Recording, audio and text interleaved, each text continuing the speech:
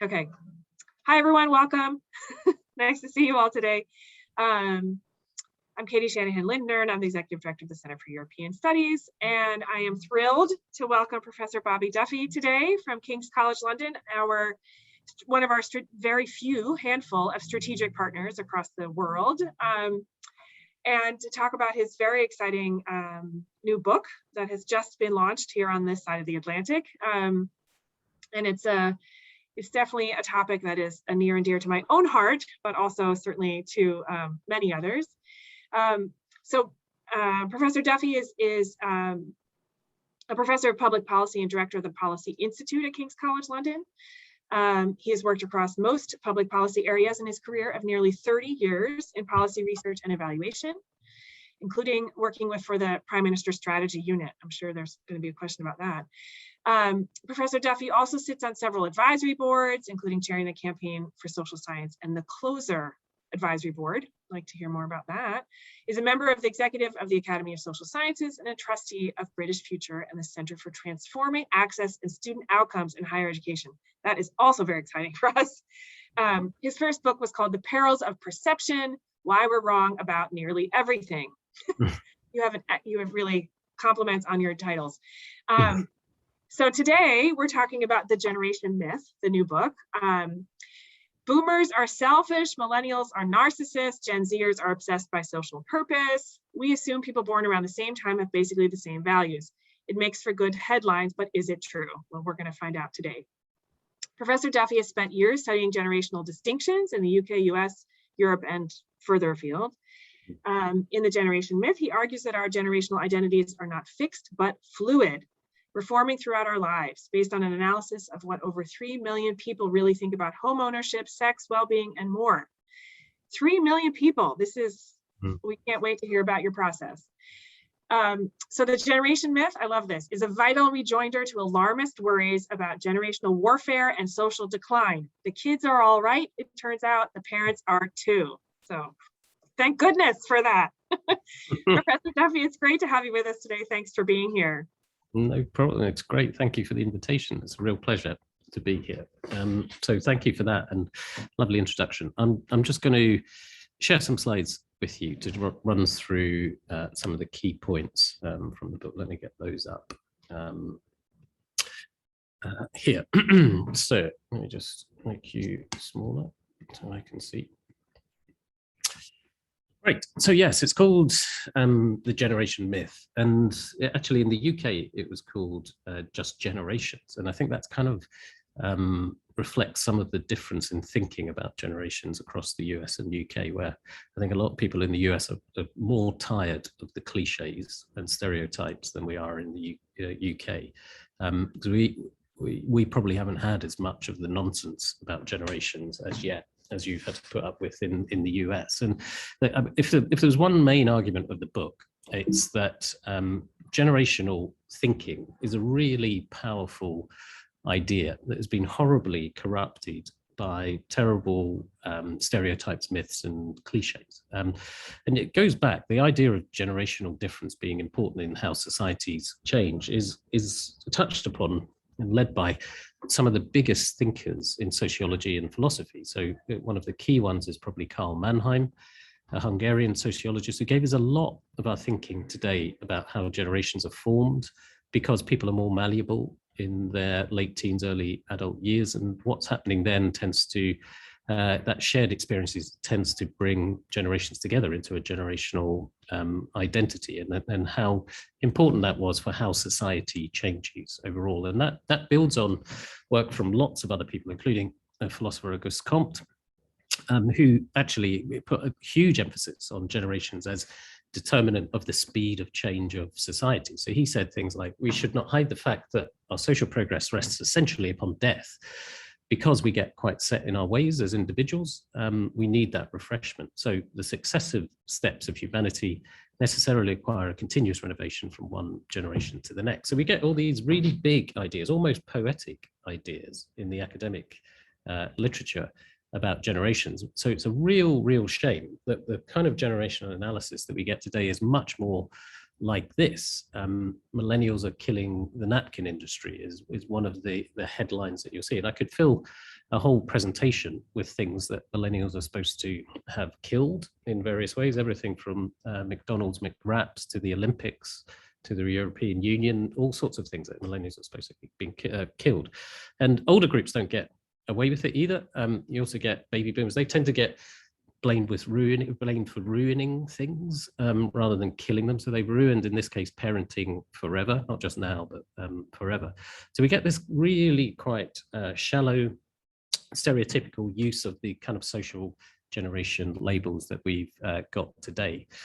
And the real shame is because I think you can only understand the future if you understand generations. And that's based on this very simple fact. This is for the UK population, but it's the same patterns in the US. That's the percentage of each of UK adults in each of these generations. And obviously, the older generations are dying out and are being replaced by younger generations. And these are the 5 that I mostly look at in the book. Pre-war, which is a mix of greatest and silent in US terms, baby boomers, Gen X, millennials, and Gen Z. And you've got this constantly shifting balance between the generations. So if there is something that is truly different between the generations and stays different between the generations, then that is really important for not just how we are now, but how we will be in the future because of this shifting balance. So the main task in the book is to separate the 3 effects that cause all sorts of change, that account for all change in societies and individuals in these sorts of terms. It's not about proving or disproving even that something is a generational effect. It is separating out period, life cycle, and cohort effects. So period effects are where something happens, everyone is influenced to some degree across all the age ranges and cohorts. Things like a pandemic, obviously, or a financial crisis, but also the slow grind of culture change is a kind of period effect. But you also then have life cycle effects where we do change as we age or go through particular life stages of leaving home, getting a job, getting married, having kids, retiring. All of those things are linked to these changes in our attitudes, beliefs, behaviors. And then finally, you have cohort effects, which is where generations are different and stay different over time because of the context they grew up in was different. And usually change is an interplay of these types of things, but a lot of the myths and stereotypes that you see are people mixing up these effects, claiming them as generational or cohort effects, when actually they're more to do with the period or life cycle effects. And we can look at that. We'll see a couple of examples of that. So I'm just going to try and make 4 or 5 points in this quick overview. The first is that generational stereotypes, I think, are fueling a fake generational battles that distract us from vitally important trends. We've got this stereotyping that is giving this sense of conflict between the generations that actually gets in the way of us understanding the real underlying patterns. And some of this is just good fun. I don't know whether you've seen the Facebook group where we all pretend to be boomers, set up by 2 20-year-old Americans, and it's just quite entertaining. It's got, capitalized political rants for supposedly from boomers, but written by millennials or Gen Z. This one blaming Obama. And then I don't know why, but it always does make me giggle when people have got really serious messages with laughing emojis. That sort of the misuse of emojis among older generations, people making fun of that. And it's just good fun, I think. So you've got to be not too po-faced or serious about some aspects of this. But unfortunately, there are some really serious generational stereotypes where we're unthinkingly encouraging generational conflict. So when Time magazine made Greta Thunberg their Person of the Year in 2019, they called her a standard bearer in a generational battle between old and young. Billie Eilish, the singer, was much more direct, saying hopefully the adults and the old people start listening to us about climate change. Old people are going to die and don't really care if we die, but we don't want to die yet, said Billie. And that's quite an extreme example of this, but it is a kind of current flavor of the discussion around old people not caring about climate change.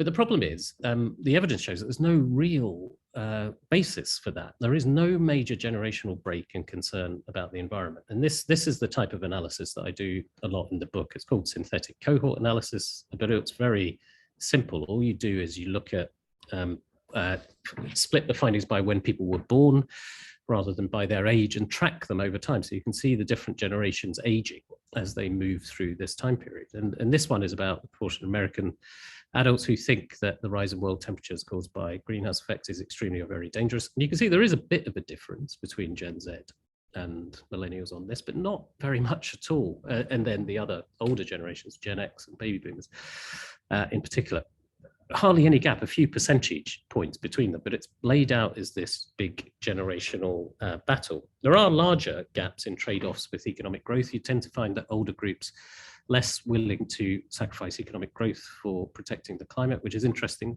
related to, again, the socializing effects. But on the other hand, older generations are actually more likely to boycott products for social purpose reasons. We got a lot of this sort of sense, as you said in the introduction, Kathleen, is of a social purpose warriors or social justice warriors coming through within younger generations, but actually boycotting behavior is much more common as you get older, much more of a kind of life cycle effect, something you grow into. So this is dangerous, I think, because we're creating generational division that's based on a falsehood that's incredibly self-defeating for the climate change cause, because if anything, of all the causes, we need people to act together on climate change, not create divisions between them. And trouble is, we've done some research with the new scientists on this. The trouble is that older people believe that other older people don't care about the climate. When you ask them about what do other baby boomers think, it's always the baby boomers that are picked out as uncaring. So we're getting the message across that older people don't care. And the trouble with that is when people believe that, it informs their own behavior. So it's incredibly self-defeating to put that message out when it's not based on the truth. The second example I just want to give quickly in this section is about culture wars. Because I would say culture wars are not down to a new generation, or the sort of fractiousness that we have culture wars right now is not down to a new generation of snowflakes or social justice warriors. It's a slightly different point to the climate change one, because the evidence does show that there are clear gaps between young and old on attitudes to race, gender equality, identity, sexuality, etc. But the key point here is there's always gaps between young and old on emerging social and cultural issues. And the gaps today are not unusual gaps. The gap between young and old today are no larger, and in some cases smaller than gaps between baby boomers and their parents in the past. And instead, it may feel like we've got more division between the generations right now, but instead that's down to a combination of two effects, I would say. First one is a quite constant of history, that thinking today's young are uniquely wrong or weird is pretty much seen throughout all human history that we have. So you can go back to Socrates, 400 BC, saying the children now love luxury, they have bad manners, disrespect for their elders. This is a small excerpt from a very long diatribe against young people.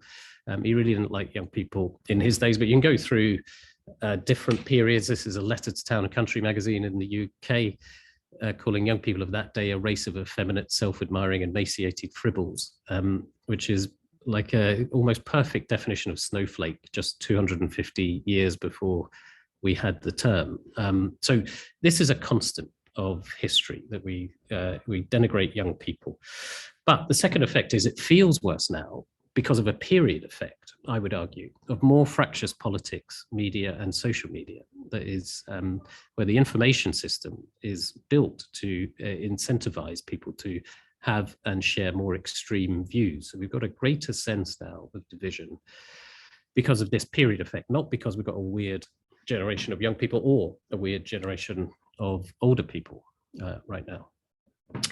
One thing I just wanted to flag for this sort of audience is that culture change, one of the themes in the book is also that we often say country before cohort, because there's some of the questions that I get asked is about how global are these generations, or how important is it which country you're in, and there's a lot of examples where actually your local culture, national culture, takes precedence over cohorts. And it's really interesting on same-sex sexual relations questions in the US and UK. That comparison was very interesting. So you see, this is the US figures first.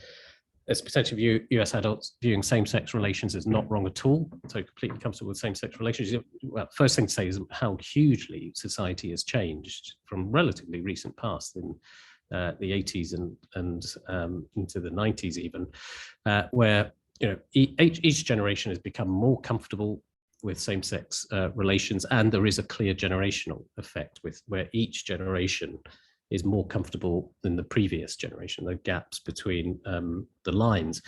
The interesting comparison is this is quite spread out, the US figures. So you've got quite a big gap between Gen Z, millennials and Gen X, then baby boomers, and then down to the pre-war generation. If you compare that with the same sort of question, almost exactly the same sort of question in Britain, pretty similar levels for the youngest people, Gen Z, but much more grouping of Gen Z, millennials, and Gen X, very similar sorts of views. And flip back to the US, you can see how spread out the US is compared to Britain on this. So the youngest and oldest are very similar, but the groups in the middle are very different. And that's probably, well, be lots of reasons for that, which we could maybe discuss, but be related to the role of religion, very different roles of religion in the two countries. You would expect, where much less connection to religion in those middle-aged groups in Britain than there is in the US. So that's point one. Point two is that inequality is increasingly generational and intergenerational.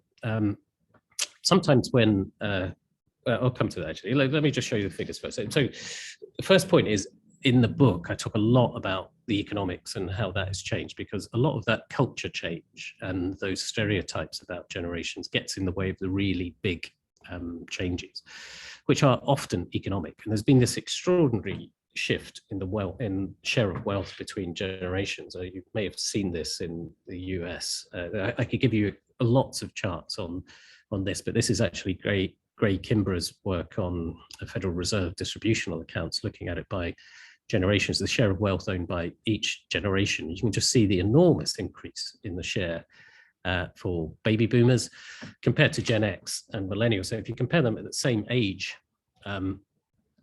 different years, but in when they were both 45, both generations had a median age of 45, baby boomers had a 40% share of the nation's private wealth, where Gen X had about a 15% share. So there's an enormous shift. This is a big shift, and the millennials trailing even further behind Gen X at the same ages. So what I say about this is, it really, sometimes people say, why are we looking at generations when it's really about economic inequality or racial inequality or other types of inequality? I think it's a false choice between generation or those other types of socioeconomic groups being key.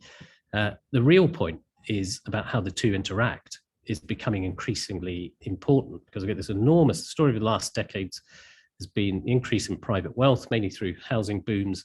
And the story of the next couple of decades is going to be, how does that flow down very unevenly between generations? Because while baby boomers have a much greater share of the wealth overall, not every baby boomer made it big by any means. So that wealth is concentrated among a smaller selection of baby boomers. So the worry is that life chances are increasingly set by your familial resources. And there's lots of people in the US and the UK worried about what happens when that wealth flows down.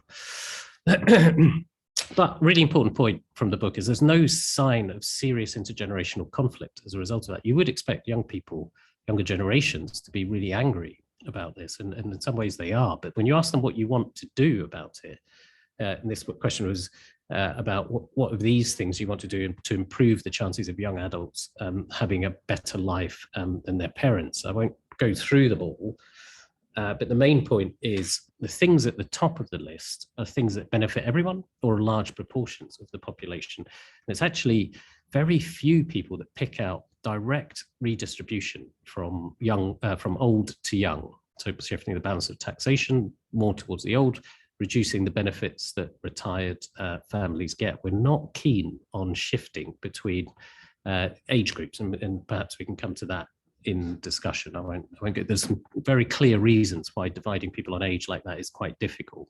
It will not succeed very well, and we can maybe discuss that when we get to the comments.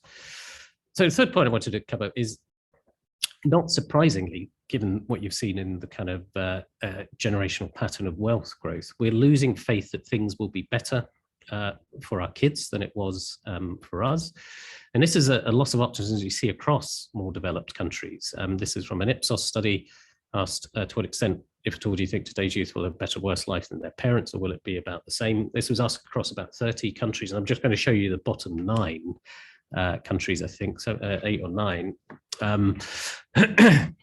And you can see these are the group of countries where people are more likely to say worse rather than better. So taking the US as an example, 4 in 10 people say it's going to be worse, where under 3 in 10, just about 3 in 10 say it's going to be better. So there's more people thinking it's going to be worse for young people than their parents, than think it's going to be better. And you look all the way down the list, France, terribly pessimistic. They tend to be pessimistic about everything, to be honest, in France. So there's kind of a trait in how they respond to this. But UK,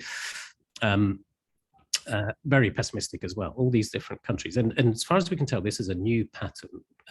When we asked in 2003 in the UK and in the US at the end of the 1990s, those figures were reversed, particularly in the UK. There used to be half of people thought it was going to be better for young people and a quarter thought it was going to be worse. So between 2003 and now, we've actually seen this shift. So that's a new pattern.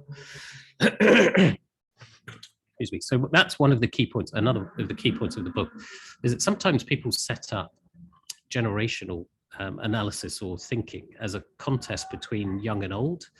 But that's not the case, because we're so connected up and down the generations for our love for parents and grandparents and their love for us. And it's about how we all see the future.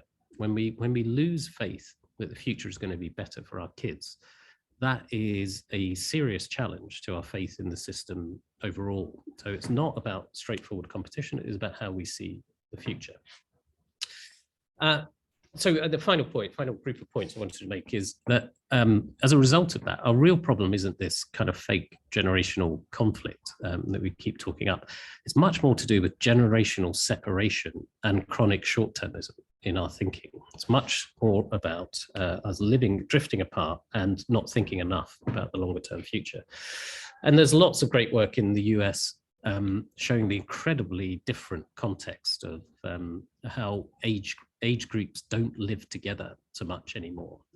A dangerous experiment, it's been called by leading academics that work in this area in age. This is the most separate that humans have lived, age separation, that humans have lived in our history. The US has gone from being a very age-integrated society to a very age-segregated society, and we're mirroring that in the UK. So this is analysis by the Centre for Towns in the UK, looking at the old age dependency ratio. So basically how many retired people there are for every working age person. And you can see in splitting it by types of communities, villages through to big cities. And you can see up until 1990s, there was no age gradient across these different types of areas. Oh, my lights have gone off, but that doesn't matter. Can you see me, by the way? Am I in the dark for you, Kathleen? You're definitely in the dark, but we can still see your face. That's odd, though. Are you okay? No, it's just there are motion sensors, these lights, so it's fine. As long as you can see me from the glow of the laptop, that's fine. We can see you from the glow, yeah. I'll move when I've finished. But so that up until 1990s, no change, but then incredible shift since up until this is the census data up until 2011. So where towns and villages are getting older. So more rural, less developed areas, urban areas getting older, and cities and large towns are getting younger. Incredible separation of by the age ranges, and that's mirrored in our much more separate digital lives. So that's a physical separation of towns, of small towns and villages versus cities, but also separate digital life. Our digital life much more important to us now because we spend so much more time online, but we're in different places online. You can say greater internet access among older generations, but we're doing different things in different locations in the same way as we are in the physical world. So this is the proportion of adults using online social networks every day in France in this case, but similar patterns across the world. And you can see incredibly generational. There's one of the biggest generational gaps you'll see in the book is 90% of Gen Z or Gen Z online in social networks every day. 20% of that, of the baby boomer generation. And then these big gaps. So the key thing from my perspective for this type of synthetic cohort analysis is the lines are quite flat. They're not converging.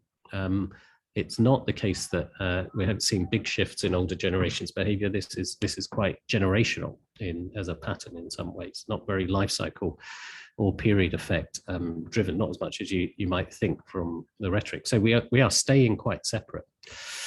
And I think that separation is a big explanation in the trend that we see in a number of countries around the world where age is becoming a new dividing line in politics. I won't bother showing you the UK figures, but from our political position, age is there's the biggest gap between age groups that we've ever measured in terms of their support of the main parties in the UK.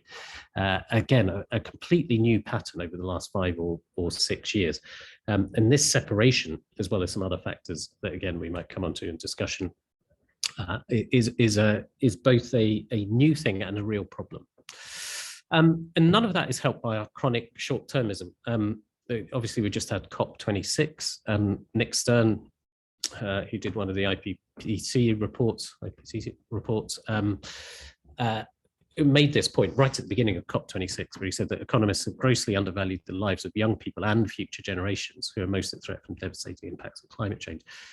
We are using discount rates where that discount has been applied in such a way that it is effectively discrimination by date of birth. So we discount the impact of future benefits so that they don't look as good value as they actually are over the long term, because we're so focused on today. And it's really interesting that I look at in the book quite a lot, because humans can think long as well as short. So this distinction between long-term thinking and short-term thinking is really interesting and important for us to examine more, because we do have that capability. We are, in fact, it's one of the defining features of humans, in fact, that is we are the ape that looked forward. We can imagine futures and work towards them, but it just doesn't come very naturally to us, and particularly in politics and those types of political decisions where, you know, a week is now an incredibly long time in politics these days. So it doesn't happen easily. So we need to embed longer term thinking in institutions and structures. That's one of the key trends that kind of COP26 has pointed to, that when it comes up against politics, it's deeply underwhelming what you can achieve. And one thing, just as a pointer, I really enjoyed is The Ministry for the Future, a novel by Kim Stanley Robinson, which actually tried to imagine what would happen, what would you have to do if the UN or other global bodies set up effectively a ministry, an agency whose real job was to treat future generations as if they had the same rights as current generations. And it leads to this really rich mix of communications approaches, but also real changes to our financial infrastructure, coming up with carbon currencies, lots of persuasion of different government organizations, but also an element of black ops in order to get people to make a sort of change. And that's, you know, when you start to think of future lives are just as important as our lives, it does change the frame of your decision making in a really interesting way. And that is, well, I'll come to that in a second. But all of those things point to 3 interlinked actions, I think, for us and how we think about this. I think we need to focus on intergenerational inequality. That's only going to get a bigger story. There's already, you know, a huge focus in the US. Lots of people very worried about that and writing about the extent to which life chances are just increasingly set by where you're born, who you're born to. So focusing on that long-term sense of intergenerational inequality. We need to rebuild and protect generational connection, just because we're drifting apart in all sorts of ways. We should try and downplay the conflict narrative but think about the connection. And that's not just a defensive measure against stereotypes and political division. One of the most solid sets of evidence that we've got is that both sides, both old and young, benefit from intergenerational connection in a really significant way.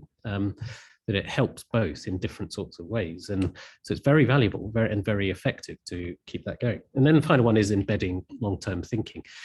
And this really does need a change in our institutions and how we actually structure that type of thing. And there's some really interesting experiments going on around the world where in Wales, for example, there is a Future Generations Commissioner who was set up by an act of legislation where they are tasked with testing decisions made today on future generations, what the impact will be on future generations in terms of both inequality and climate. And they have a statutory role that is to do with protecting future generations, though they don't have lots of powers as yet in order to enforce that. But you can see the direction of travel, hopefully, in these interesting experiments will hopefully get bigger over time.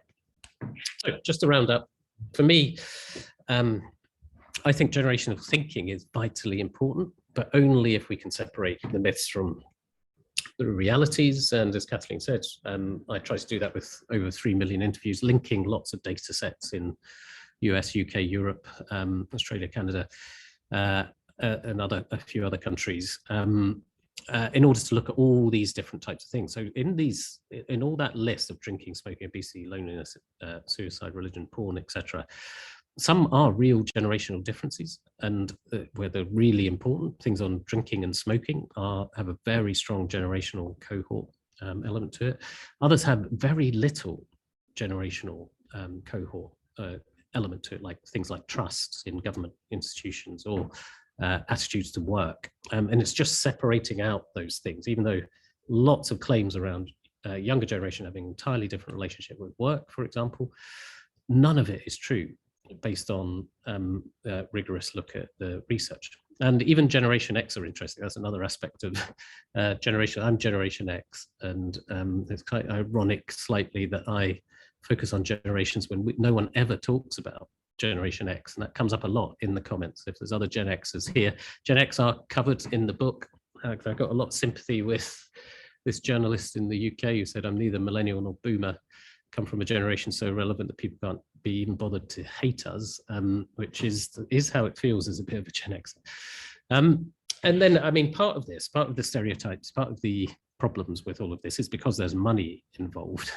People make money out of generational stereotypes. So it's a $17 million per annum industry, which isn't huge, but it's more linked into a bigger machine of marketing and bad workplace research. And there's over 400 LinkedIn users calling themselves millennial consultants. So there's a lot of interest in the US, including an open letter asking whether we should just drop the idea from a whole bunch. 180 academics in the US signed a letter asking whether we should just drop the idea. But my final point is, I think that's the wrong response, to drop the idea, drop the labels. I think we need to defend the field with better analysis rather than abandon it to millennial consultants and others, particularly now, as we were saying at the beginning, Kathleen, when we're living through COVID-19, which could end up being a truly generation shaping event. Thank you. Thank you. No worries, let me put the light on. Yeah, I was gonna say.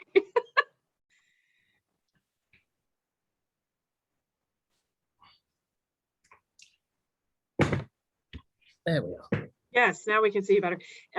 It's funny that your lights went out because we had a power outage here in Chapel Hill on the east side of town, and there was huge disruptions. Nobody knows why. Anyway, glad you're back in the light. Thank you very much. This was very interesting, and I have a million questions, but I don't want to go first. So if anybody else, please raise your hand or just shout right out.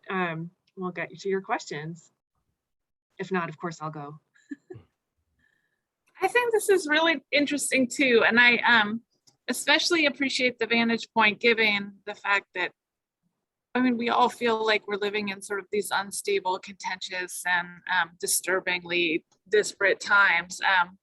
And I was thinking the same thing about the point you brought up at the end, that I tend to think about this in terms of marketing and how can I market to a certain group because I want them to do our master's program and know about it, and how can I be responsive enough because they want to see current content online and they want immediate responses when they have questions, and yet I know it's an oversimplification. So I just think it's really interesting. And then your links to the climate change also interest me and make me think about the 7th generation principle of the Native Americans, where you try to be stewards of the earth and think ahead 7 generations, not just 2 or 3. So I just wanted to make that comment.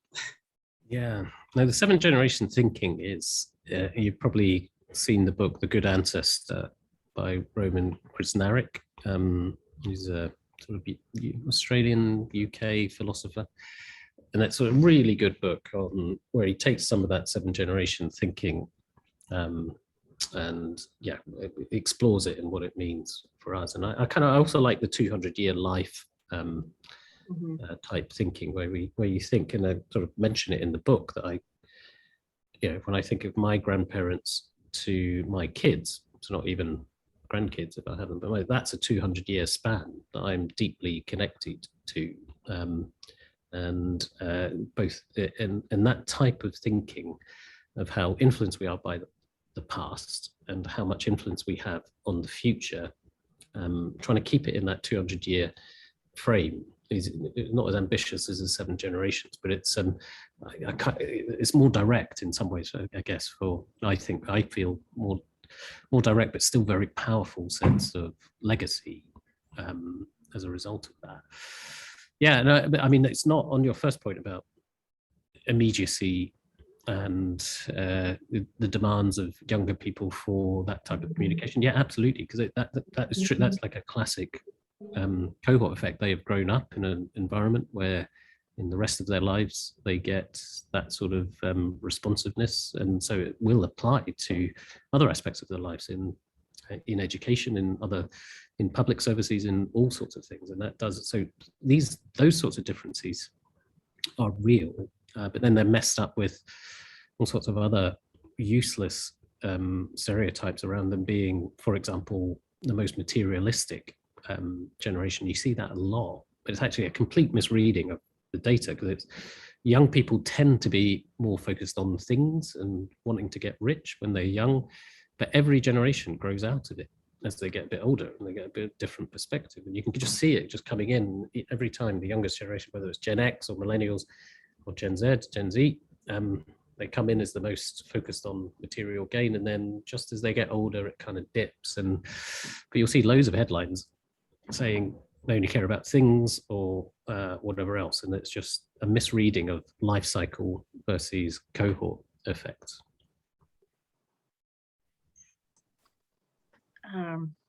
Melissa, go ahead.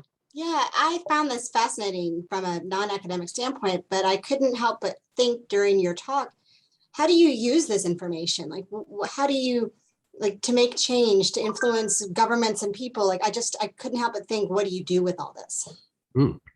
Yeah, it's a good question. I mean, it's sort of, in the UK, we have a big focus on intergenerational inequality, where it is, because it has become such an issue, it's actually a really current political debate, and it comes out in politics as well, as it does in Australia, and actually came out quite strongly in the German elections. So it is, what it's often used for is making those economic points on, actually look at this, something different is going on here, and we need to be mindful that young people are, it's nothing to do with a liking for avocados or expensive coffees, why young people can't afford their own home. Look at these trends in the costs and wealth of different groups. So in that sense, it's applied very directly into, at least appeals to government on to in not making that worse. The problem is government, older people vote more, and it's a growing demographic because they're living longer. So actually making that case is quite difficult. So we have all sorts of pension protections in the UK, and we've just had a change in policy about how we're going to pay for social care for older people in the future. And the costs of that social care have actually been disproportionately put on young people through the taxation approach that's been used. So, but the cases that were being made to government about not doing that were all using this type of generational analysis. So there is that level of things where it's really crunchy policy stuff. But then there's a more general level, which is I am trying to, with other, lots of others, trying to engage climate campaigners and others in not emphasizing that unthinking ageism that a lot of the communications on climate sort of inadvertently encourages. So that is much more of a understanding that the differences are not that large, and that now we've got evidence that shows older people are starting to believe us that other older people don't care, and that is a risk for their own behavior. That is a messaging thing that you've got to really tone down or try different approaches. That is more about connection and legacy, focusing more on, we all care about our legacy particularly as we get older. And it's not just through our kids, there is a more general sense of wanting to leave something behind. And it's more trying to get people to appeal to that, rather than these very old versus young, or it's only young people that care type narratives. So lots and lots of different kind of levels, crunchy policy to or communications. Great. I'd love to, two things. I'd love to follow up on this embedding this longer term thinking into institutions and structures, right? So you gave that, I mean, we're just talking about it now, but also gave that example about the, an actual politician, a minister, with given that charge. So I'd love to hear a little bit more about how that's possible, or other examples, and what exactly that means, how we can embed. And then also, I'd love to hear your take on Brexit in terms of the generational voting patterns. I know you've been asked this 100 times before, but it'd be great to hear your perspective on that. Yeah. No, great questions. And yes, on that, there's lots of similar initiatives around the world, but they're all quite small. So Hungary's got a ombudsman for future generations. There's similar sorts of things in some of the Arab states. There's probably more serious things afoot in Germany. Has had a big focus on this, and then the European Commission in particular. So their rescue package for COVID is called Future Gen. So they have got a big interest in couching this as a future generations focused policy issue. So I would hope that people look at those types of examples and think we can build on them rather than them being anomalies. And there is a sort of sense, there's a bit of momentum behind that, but it is easy for that to kind of trail away. And I mean, just to clarify, it's not a minister in Wales, it is a commissioner. And all they can do is review and give their judgments on things. They can't actually stop anything. But what has happened in practice is that people have been shamed into not doing things they would otherwise have done, like massive road building campaigns, or so there has been impact from it, even if it hasn't got proper legal powers. So that would be the interesting thing, and then how you do that, because equally there is a tension here. You've got to remember the sort of John Maynard Keynes kind of view of in the long run we're all dead. That kind of his longer bit of that speech is actually, it's very sensitive, as you'd imagine, talk about how firstly we can't predict the future very well. So planning, taking decisions now on the basis of what it's going to do to the future is kind of tough, because we're so often wrong. about what the future. So that was his sort of first point. And his second point is we also can't know the preferences of future generations. Right. So we're judging them by today's standards, but we may be making decisions on their behalf that they're not interested in by the time we get to them. So there is sort of good reasons to be cautious about always having a long-term perspective. Mm-hmm. On Brexit, massive generational divide that is still growing. Not so much older people becoming more Brexit supporting as younger people becoming even less Brexit supporting as new generation, new entrants come in, Gen Z, in particular Gen Z. This is a really interesting thing. So I think in the UK, we didn't really have a focus on culture change in our politics very much at all. But Brexit was a lot to do with culture change, and particularly immigration into the country. And I think Brexit revealed and reinforced this split that is very generational on how comfortable people are with how the country is changing. And it's kind of set up these identities that are very age-driven, and it's put culture change at the center of our politics in a way that the US has had a bit more of that for longer.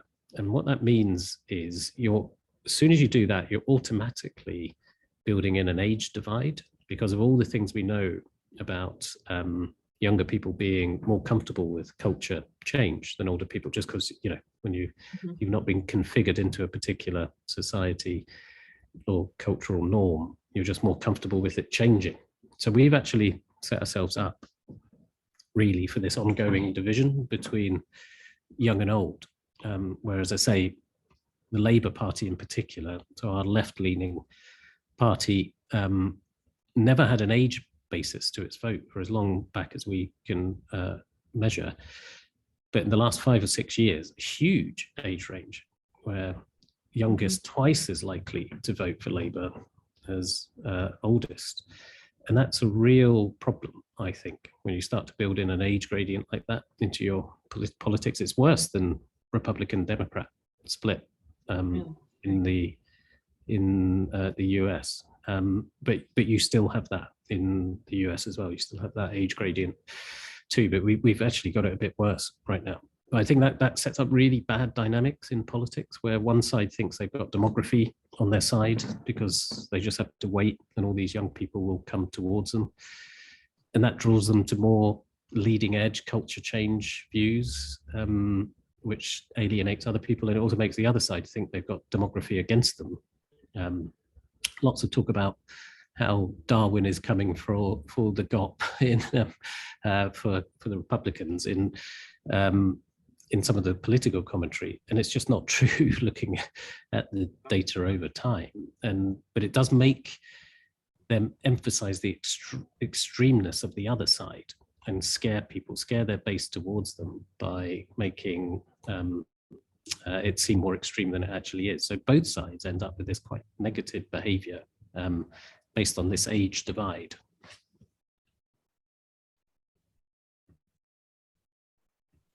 I think you're still there, but your picture is frozen. Yes, You're back. Okay. I'm back. Yeah, sorry. Great. It's a little internet freeze. No need to apologize. This is so far so good with technology today. So in terms of, thank you for that. This is very interesting, and as it, in terms of the repercussions of Brexit, how are, as you say, 2 times as likely to vote Labour if you're a young person? Is that as a result, do you feel like, or just a lot of things playing a role?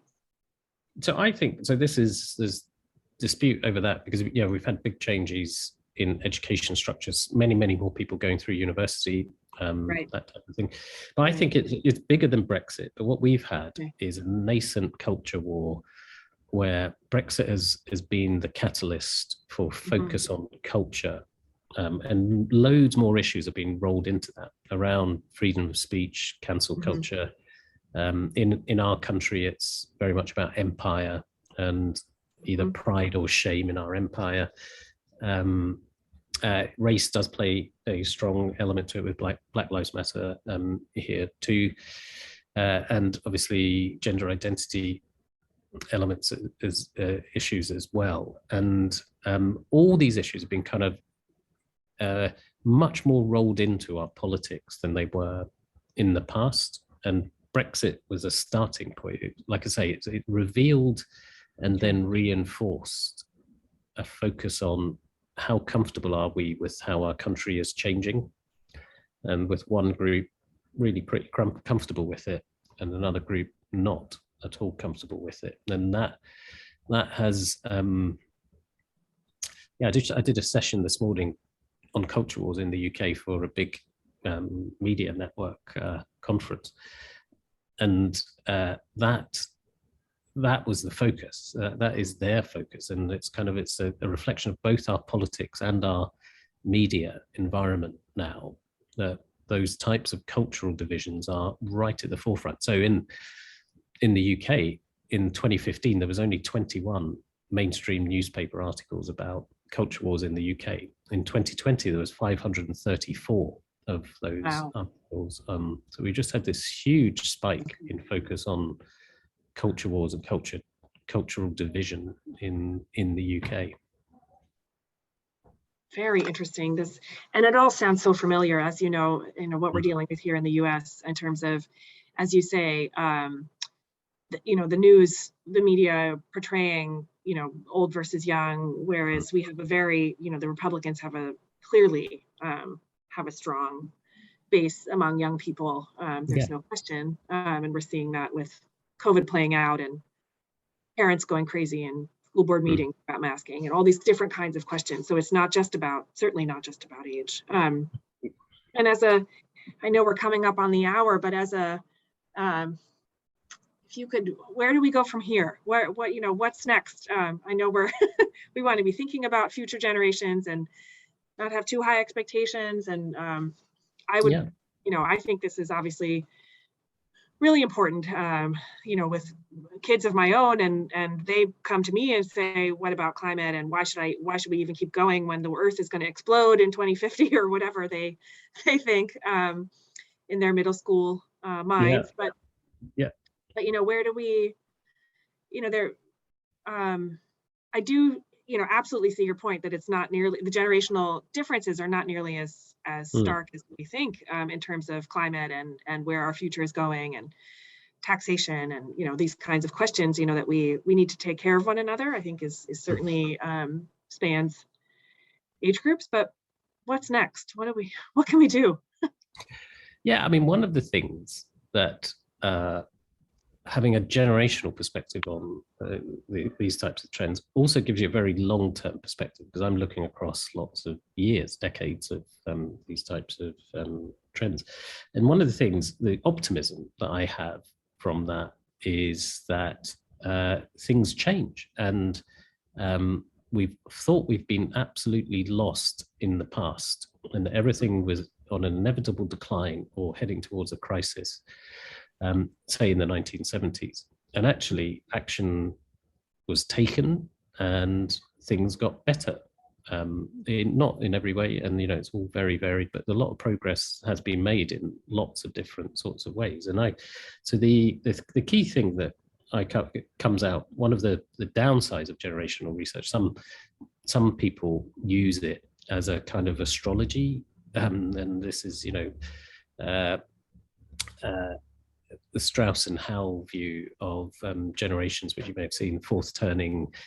It's one of Steve Bannon's favorite books on how we were inevitably heading towards a crisis in the 2020s because of the combination of generations that we have together. And it's very poor history. It's a very good book, a very good read, and lots of interesting things in it, but it's as a sort of predictor of the future.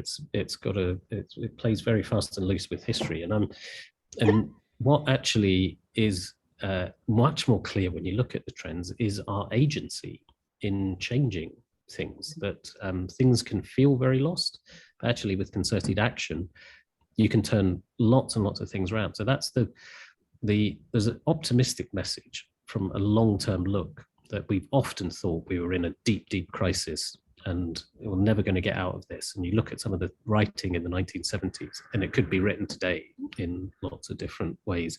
But action was taken, things happened, and we turned things around in certain areas in certain ways. So optimism is there in a long-term view. Oh, we do need to keep painting our protest signs and go vote and talk to our town councils and yeah. It doesn't happen by accident. That is the thing. So I think Bob Putnam's book on the upswing is very good on, how difficult it is, and how it needs lots of different types of action. But the action is the key. Yes, and you have the data to prove it. Thank you for that. No worries. Thank you for gathering data from 3 million people.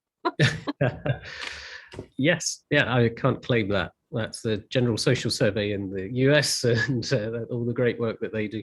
I've just reused, but yes, we've got it all in one place now, which is a great resource, actually. Absolutely. No, that's fantastic. Thank you so much for telling us all about this today and for getting this conversation started on this side about your book. And we will be publicizing further that your book is out there to purchase on this side of the Atlantic, and we'll get the video up and make sure people can watch it. And yes, and we'd love to hear more as this continues and absolutely the responses to your book here in the US. Of course. No, yeah, absolutely. Yeah, if it prompts any thoughts, just do get in touch. Gladly. And remember, please come see us. We'll come see you. Yeah, Melissa is shaking her head. Yes, King's College is our favorite. Yeah, please stay in touch, and thank you so much for being here today, and good luck with all of your podcasts and media presence. And it's a great message. Great. Thank you so much. Good to see you. Have a good day. Take care.